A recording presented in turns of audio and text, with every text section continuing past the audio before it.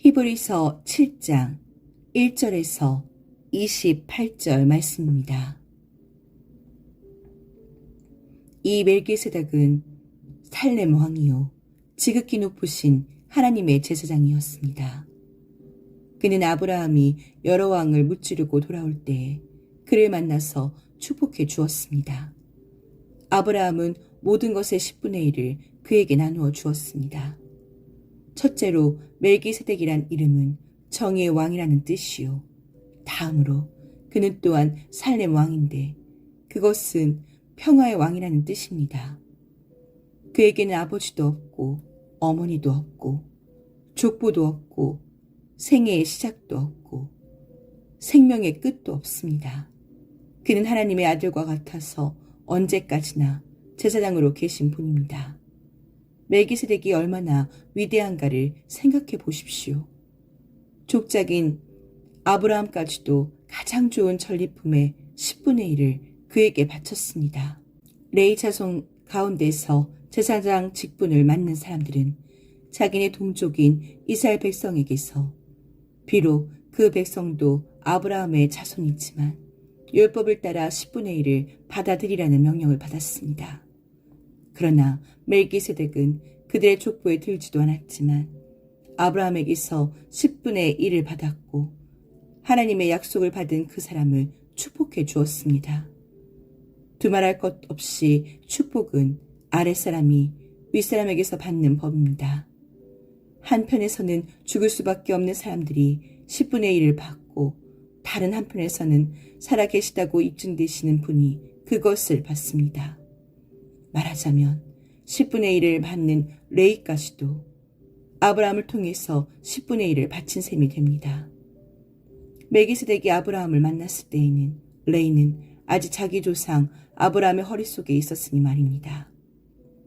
그런데 이 레위 계통의 제사직과 관련하여 이스라엘 백성은 율법으로 지령을 받기는 하였습니다.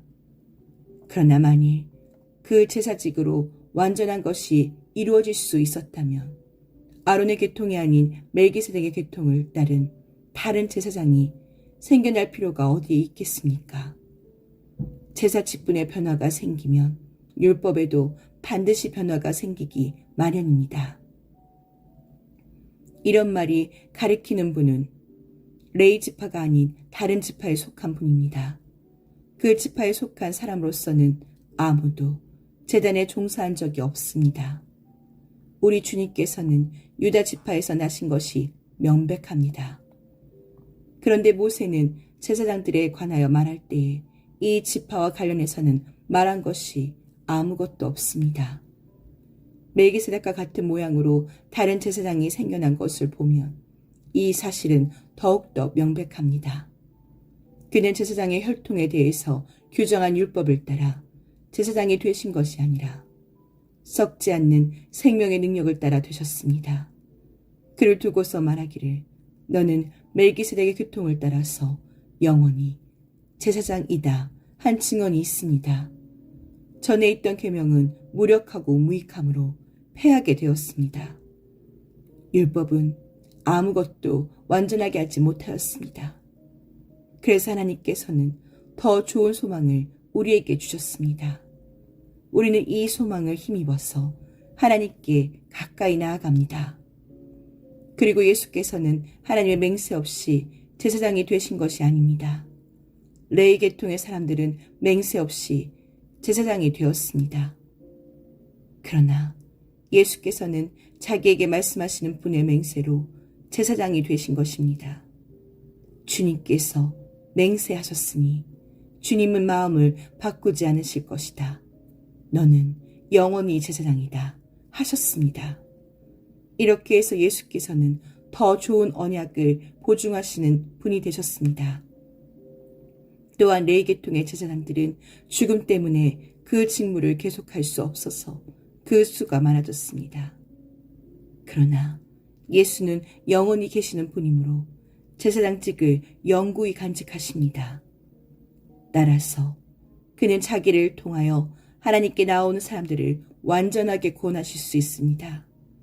그는 늘 살아계셔서 그들을 위하여 중재의 강구를 하십니다. 예수는 이러한 제사장으로 우리에게 적격이십니다. 그는 거룩하시고 순진하시고 순결하시고 죄인들과 구별되시고 하늘보다 높이 되신 분입니다. 그는 다른 대제사장들처럼 날마다 먼저 자기 죄를 위하여 희생제물을 드리고 그 다음에 백성을 위하여 희생제물을 드릴 필요가 없습니다. 그는 자기 자신을 바치셔서 단 한 번에 이 일을 이루셨기 때문입니다. 사람들에게 약점이 있어도 율법은 어쩔 수 없이 그들을 대제사장으로 세우지만 율법이 생긴 이후에 하나님께서 맹세하신 말씀은 영원히 완전하게 되신 아들을 대제사장으로 세웠습니다.